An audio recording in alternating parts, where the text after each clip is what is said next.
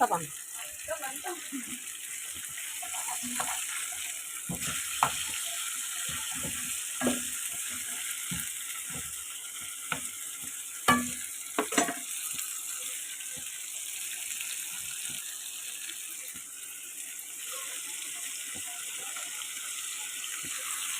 طبعا شوية لبن على شوية توابل، شوية بهارات يعني طعم، شوية شطة.